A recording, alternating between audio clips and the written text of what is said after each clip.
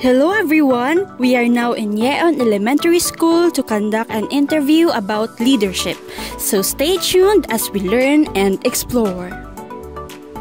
Principal Eileen Torello graduated in 2001 at Philippine Normal University Visayas, major in Social Science Education. She served in the education field for 18 years, 10 years as a teacher 1 and 8 years as a school head. Hello ma'am, kamusta po? I am Diana May, a third-year student from Philippine Normal University Visayas. So first and foremost po, I'd like to say thank you po for allowing me to conduct this interview. So thank you gid kaayo ma'am, salamat gid. So prior po sa naistoryahan ta last time, I am here to know more about your leadership style and how you manage the entire school. So without further ado, let's start. So to begin po ma'am, I'd like to ask you po kung para sa imo, ano gid bala ang isa ka leader? In your own perspective po, what is the true essence of a leader and what characteristics a leader should possess? Okay. A leader for me is also a servant. Okay. Being a leader is a servant because you need to consider the needs of your teachers, the needs of your pupils, the needs of your students and the community. You cannot be called a leader if you are not a servant to them, because they are your main clientele kag kinahanglan unahon mo gid ang ilang mga needs. Hindi sila nga ikaw ang masugo kung di ikaw ang sulugoon nila kag ikaw dapat ang maserve sa ila. Okay. So, since you've mentioned po ma'am that a leader is also a servant, ikaw naman ya ma'am, what kind of a leader are you? Do you have any specific style as a leader? Ikaw bala ang leader nga strict, gahatag freedom, very consultative, or gahatag full authority sa imo mga subordinates? So, what type of a leader are you? And what style do you use to lead your group? There is no best style as a leader. It depends upon situation. May ara situation nga kinahanglan ang desisyon sang principal amo ang masunod. May ara man situation nga you need to have the consensus of everyone. But silingon in every situation, lain-lain nga leadership ang imo dapat gamiton. There is no one best style of leadership nga makafit sa isa ka situation. Dapat mangin adaptable ka sa mga changes, kag dapat mangin adaptable ka sa mga situation, kag dapat sa isa ka situation lain nga leadership ang imo nga gamiton. Pero dapat in the end, dapat consensus gyapon sang tanan ang ma-prevail. Okay po ma'am. So how do you handle the school naman po ma'am? And what measure do you use to cater the needs of the school? Kumbaga, paano mo ma-maintain ang orderliness and management inside the school? Inside the school, there are coordinatorship. Sa isa ka teacher, may mga coordinators na sila. Kag sa isa ka teacher, may mga obligation na sila kada isa. Tiinang dapat, yung masituit ng obligation sang kada isa ka teacher, ma-oblige nila within the school year, within the quarter. Kaya hindi man nasa masarangan sang isa lang ka teacher ang ulobrahon. I have 21 teachers, kag sa isa ka teacher may tag 3 coordinatorship. Inang mga coordinatorship dapat ibagay mo man sa ilang skills, ibagay mo sa ilang talents, sa ilang specialties para ma-create nilang ilang obligation as full nga para maka-contribute sa success ng school. Okay po ma'am. So, since ikaw ang somehow lead sa ila ma'am, so how do you interact with them po? How would you interact with the teachers? And how is your relationship with them? And how do you inspire and motivate them po? I've been a school head for almost since 2015 in my old school. 8 years, and my present school 1 week pa lang. I've handled 8 teachers sa previous school sa Subong niya 2023 kami tanan-tanan kay may LSA pa kag AO. Ang need mo lang to handle the teacher, kinahanglan i-consider mo ang ilang needs. Oo, amo lang gid na. Kay kung naka-insindi ka sa mga needs ng imong mga teacher, maka-insindi man na sila sa imo. Kag dapat tagaan mo gid importance nga ang needs nyo dapat i-support sang school, especially sa ilang mga trainings na ang needs sa mga pupils dapat i-support sa school, especially mga school supplies na kinahanglan i-consider mo na most gid na sa mga plans mo. Kinahanglan first mo gid nga priority ang needs sang pupils sa sang teachers sa ilang professional development, sa pupils development. In that case makuha mo ang ilang cooperation. Oo. Kay kung pabayaan mo na ang mga needs ng pupils sa teachers, tapat kagid sa imo estudyante kag sa mga ginikanan. Unahon mo ginaya ang needs ng teachers sa sang pupils. Amo ginang i-prioritize mo sa imong mga plans. Kung baga ang big amount sang financial plan mo ihatag mo gid sa teachers sa pupils. Kinanglan una-una gid na sila sa imong mga plans. Okay. So since you've mentioned po ma'am nga ang pinaka-prioritize gid as a leader of the school is the needs of the students. How about your naman po ma'am, your relationship towards them and along with their parents? How do you handle all of their expectations and needs? Okay. During the PTA meeting, you need to tackle everything about the community, especially the parents. Kaya ang parents amo na sang one of the internal stakeholders ang aton nga eskwelahan. Kinahanglan ang relationship mo sa mga parents nami ginaiyaga. Kay kung wala cooperation within the parents maguba gid imong eskwelahan. Kay isa na sila yang nagapabakod sa eskwelahan tamo. Mainly ang parents, kinahanglan tagid na sila kay sila man na sang naga-support sa aton estudyante. Din sa mga activities sa mga eskwelahan, sila man na ang naga-support. Kung baga, we need to create a better relationship with our parents kay para ang support nila sa school better man. Okay po. So, since parents and students is also part of the community, ma'am, Yes. as leader po, how do you connect with the community? Do you have any outreach programs po para ma-extend or ma-expand Okay. mo influence? Usually, during PTA meeting, we called all the parents to attend the meeting. Then, during mga activities like mga district meet, kag mga school meet, hara gid na ang mga parents. Then, we have elementary day together with the parents. Then, every occasion sa school, dapat hara gid na sa mga parents. Then, every quarter, we have general PTA meeting together with the parents para mabalaan ang mga problems nila within the school. Just like sang nagligad lang, that was last Friday, I have my third general PTA meeting sa my first school. Ginpatawag ko sila. Then I found out nga ang mga bata gigali wala ID. Then ginpangitaan ko padihot nga maka-ID ang mga bata. Hopefully kagahapon lang naka-print na kami ID. I have 649 pupils. During the meeting mabalaan mo ang mga problema sang parents kung anong kakatabo sa eskwelahan. Kaya there are problems nga hindi mo makita sa mga teachers pero mabalaan mo lang sa mga parents. That is why we need to interact with the parents. Open kita dapat sa mga parents. Then hindi ka gid mag-stricta sa mga parents kay kung kita nila nga stricta ka, hindi na sila mag-open up sa imo. Oo, usually dapat namin gid ato relationship sa mga parents. So, amo to na-mention mo na mga experiences mo. Ano mostly nga mga challenges ang gina-face mo, ma'am, as a principal or as a leader sa school, ma'am?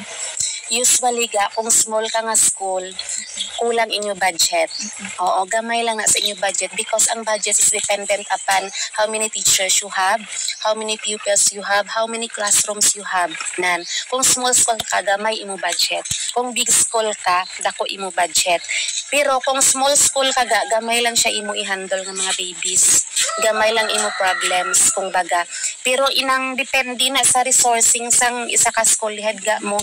Usually ang gakakulang man lang ang mga budget kung mga division meet, mga regional meet.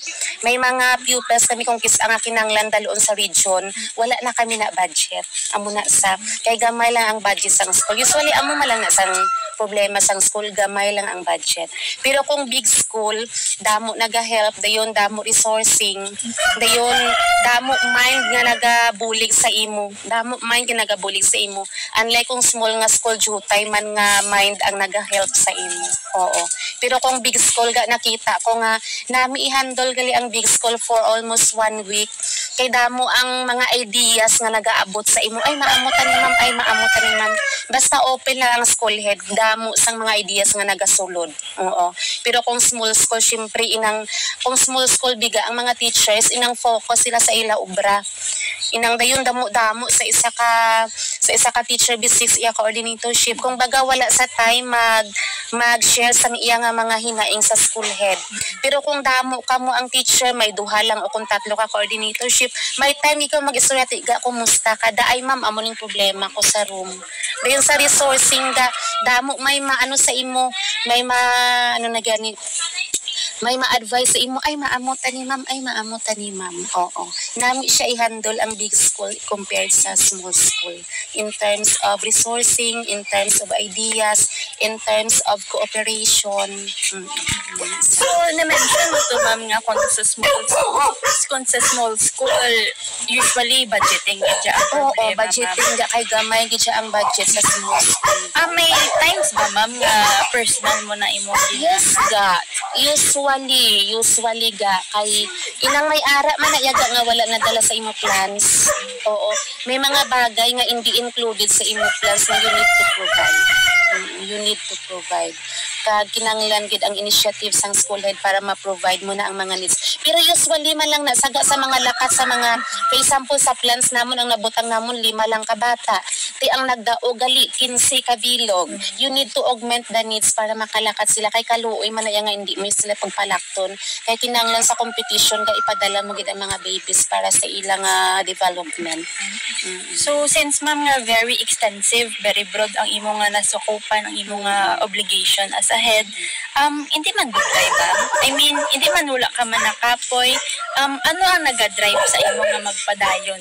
Mas as maging efficient kag maging effective nga leader sa imo. Actually, for my first inang 1 week, amo lang to be kagahapon. Siyempre may mga challenges, may mga unexpected nga mga bagay. Kaya kagahapon amo tong schedule ko sa imo nga wala na dayon, amo na sa bala. Pero ang kinanglan naman sa mga school head, inang don't give up, no? Kay part na iya sang aton call as a teacher. Bisan hindi kaya ga principal teacher kaga dala na sa imo duties ga. Oo. Ang tanan ng mga challenges inside the school dala na iya sa imo nga duties. Dapat ready ka how to handle those things. Kay hindi iya sa tanan nga tion kunara ka sa eskwelahan nami lang nga tabo sa eskwelahan. Part na iya kay gahandle ka people, gahandle ka pupils, gahandle ka community, gahandle ka sang mga barangay council. Part na iya sang imo nga challenges ang amo na iya nga mga bagay. Ti dapat ready ka anytime kag inang hindi ka lang mapadaso-daso. Ina ba lang hindi ka mangin emotional sa amo na nga mga bagay. Then hindi ka usually mangaki kun amo nagakatabo sa school kay part na sa sang imo nga work. That is part of your growing up nga gina-ready ka ni Lord for big responsibility. So, ano naman niya ma'am ang message mo sa amon as pre-service teacher nga nag-aiman nga maging Ano ka na nga grade subong? third year naman. So, ano mga message mo sa amon nga mas ma-motivate pa kami nga padayon lang. Amo na ning situation sang educational system ta pero padayon ta. Oo. Ang message ko sa mga pre-service na teachers subong inang usually biga we have inang nakita namon biga subong ang mga bag-o balaga nga mga teachers, for example mga teacher 1 nga 1 to 3 years nga inang makita namon nga daw ka-reklamador sila sa obra sa tuod-tuod lang gid. Dapat inang sa amo na nga mga work ga ginpanumpaan ta na mo, ginpanumpaan ta na then halin sang first year to fourth year ginmold kita sa mga DepEd orders. Oo, anong buhaton ta sa teacher, may mga code of ethics kita and everything. Din ara na sa gipanumpaan ta nga DAS related work. 3 sina sa kabilog ang obligation sa teacher ga mo as in dala na datanan. Kung baga we have new DepEd orders nga halin sa babaw nga dapat i-implement sa dalom, kinahanglan ma-abide kita sina sa mga rules nga ina. Kay we are part of the system. Kung isa lang daga ka teacher ang magpasaway, affected na ang whole system, ha? Oo. For example, may 21 kubika teachers, may isa lang daga teacher sa mga pasaway, affected na ang whole nga school. Abi mo ikaw lang nang affected, abi mo ang principal kay kontra mo siyang affected. No. Ang whole DepEd, ang whole system, ang whole division of Cadiz City ang affected sina. Dapat amo na nga isa sa aton makontribute di kita isa-isa para sa kaayuhan sang DepEd, especially for quality education. Kay amo lang man subong ang natalupangda namon nga gareklamo sila permi, which is ang practice namon from the start, wala pa kami computer wala pa cellphone during that time, pero subong niya hindi ang mga old teacher namon niya nara na sa mga service mga 10 years, wala na gareklamo sa mga ulubrahon. Ang nagareklamo subong sa mga ulubrahon ang mga newly hired na mga nga aamo ni sa ang DepEd because the ideal kag ang reality is not the same. Kung mag-abot ka sa magtudlo ka ang reality is different from what we have learned from the school natin nga sa normal. Lain gini ang katabo sa reality ang natun-an mo to amo lang ning itudlo mo. Kung sa school ka na lain ang reality sa school. Amo man guro nga lain ang mindset nila mo abi nila hapos lang. Oo, ambil nila hapos lang. Then bombahan sila sang damo-damo nga ubra. Diyo nagadepend kami sa mga newly hired teachers kay inang equip sila sa computer and everything. O kung baga ang nila ang practice nila lain sa mga practice namon. Pero amo pa na subong ang naobserbara namon sila, not all man. Usually gareklamo sila sang ubra. Amo na kung mahayar man ka sa ulihi, dapat kung ano na panumpaan naton, basta importante sa quality sa education lang sa mga children naton, kinahanglan buligan tagit ang school. Kay paminsaro naton kung ikaw nga isang magpasaway, affected ang whole system. Amo lang gid. So kung effective man nga affected ang whole system, syempre affected man ang mga pupils. So amo na gani ma'am, di ba ma'am may kami usually mag-demo kami sa CTL na ma'am. Kay ma'am gina-prepare gid kami sa mga professor nga ang CTL tapos inang tudloan kay mga advanced students na sila. Tapos gid kami nila nga hambalan kami nila nga kung if ever ma-employ ka mo sa DepEd na sa mga public school, lain gid kaayo ang situation. Amo na hindi nila maintindihan hanggang sa mga newly hired teacher kay abi nila sa lab school lang gihapon sila, which is kung usually sa mga especially sa grade 1 sa kinder namon, may mga kinder pag kami nga wala nakaagi daycare. Di kung baga ma-first ka gid na iatudlo. May ara man niya kami nga mga kinder nga nakaagi daycare pero kinanglan lain yaga sa mga normal nga may tutoring na sila from the start. Dira gid start gid sa amon dayon inang lain ang private school sang sa public school. Kung baga ang difference nila is so wide gid as in wide. Amo na gurong hindi maintindihan sa mga newly hired teacher namon subong nga amo na sa kabudlay magpabasa sa mga estudyante. Usually amo lang man gina sang problema. Pero depende man sa school head kung paano i-handle ang mga newly hired teacher niya. Kulang lang na sa motivation. Usually may trainings man kamo sina. Oo, amo na sa bala. Pero inang commitment guro kay ako 18 years in service naman ko daw wala gid ko kaagi guro daw reklamo gid bala sa akong school head before nga amo na balang nga amo maning estudyante nga nadakpan ko man na amo na bala. It's a matter of commitment kag love sa imong profession, especially love sa children. Oo. Kay kung love mo imo children bisan kabudlay sa mga ulubrahon muna bala dayon inang nabalaan ta subong ang palitin sa education sa Philippines kung baga amo na sa gibutan taguro sa pinsar naton. Amo na sa nga we need to give anang committed service sa aton mga pupils para ma-enhance or mapasaka ang quality education sa Philippines. So, as a leader or as a teacher, very big impact gid yang may maayo ka nga behavior towards sa imong profession niya, ma'am. Correct gid na kay kung kontra mo ang imong mga teachers, wala gid may matabo sa imong eskwelahan. Bisan ano pa kanami sa imong mga teachers kung kontrahanay ka mo wala may matabo sa imong eskwelahan Big gid na yang nga ni gani nga inang criteria is sa ginaya ka very important nga criteria ang behavior sang school head toward sa iya nga mga teachers. Kay kung behavior na gani ang paghahambalan ka, ano mo na sa mo, kung baga involved na sa sang personality mo ang behavior, hindi mo na sa makwa sa gwa lang, involved na sa isang innate personality mo. Di kung amo na yang magkinatabo sa inyong eskwelahan niya, guba ginaya affected ginaya ang kabilugan. Waay na yang may mapati sa imong mga teacher ga kung ang batasan mo inang kontra sa mga teachers mo. So may incident man niya ma'am nga amo na inang may naglain sa imo nga buot or may gilainan ka buot nga teacher, may amo na nga incident ma'am sa imo nga service na ma'am as a leader ma'am? Sang small school ko ga, daw wala. Oo, kay pila lang man kami sa eskwelahan, 10 lang man kami sa eskwelahan. Pero sa bago ko ni nga school, inang wala pa ko ka-experience. Kay nga aman, daw mga 2 weeks pa lang ko sa eskwelahan. Oo. Pero sa small school ko wala. Kay kahapos mala sila istoryahan, kay kada adlaw libuton mo man na sila. Malibutan mo gid sila tanan-tanan kay pila lang man kami 9. Oo. Din kahapos lang ga, kumusta ka da? Okay ka na da? Anong problema? Mga amo lang na bala. Pero sa big school ko ga 21 sila kabilog, may 24 kami kabilog. Kung kisa hindi ko malibot ang bilog nga eskwelahan. Oo, kay for example sa aga maninlo ka. Din pagka alas 9 mang check ka lesson plan, din malibot ka sa bilog nga eskwelahan. Kung kisa may mga meeting, matingasan ko hala wala ko to gali nakagtuan nga mo na grade. Kung baga wala pa ko nga experience sa big school sa mga amo nga bagay kay daw mga more than a week pa lang ko. Pero sa small school ga wala. Oo, basta malanggin nga kada adlaw malibot mo lang bala sila, mapangamusta mo sila. Di may ara man kami activities nga. Kumusta na kamo guys? Wala mo subong sa eskwelahan, anong mga problema? Do wala lang sa small school. Gamay ang challenges sa small school compare sa big school. Galing ang mulang na ang fund lang sa small school gamay man. Mulang na siya.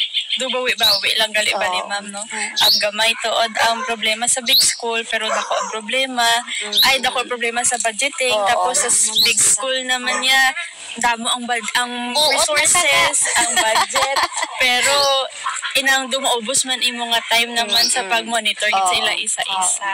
So ending question na ta siguro ma'am. So with all of those knowledge ma'am and experiences of yours, why do you think nga kinahanglan sa ang isa ka leader? And gaano ka-important ang role sa isa ka leader sa isa ka organization? Kinanglan gid ang isa ka leader kay dapat may ulo gid ang isa ka eskwelahan. Okay. Kinanglan ang isa ka leader sa planning. Kay kung principal kagalain ang inyo training, kaglain man ang training sa teachers. Kinanglan niya may leader gid ang isa ka eskwelahan kay sa tanan hindi sa tanan nga tion ga ang mga teachers inang dependent sa ila kaugalingon, no? Inang kinanglan gid ilang isa ka leader nga mangin inang madependihin sa ilang nga mga needs. Kay kung leader ka lain imo training o kung baga inang school management kinasayang imo mga training. Ti ang teacher ya wala na sila training mostly sa school management.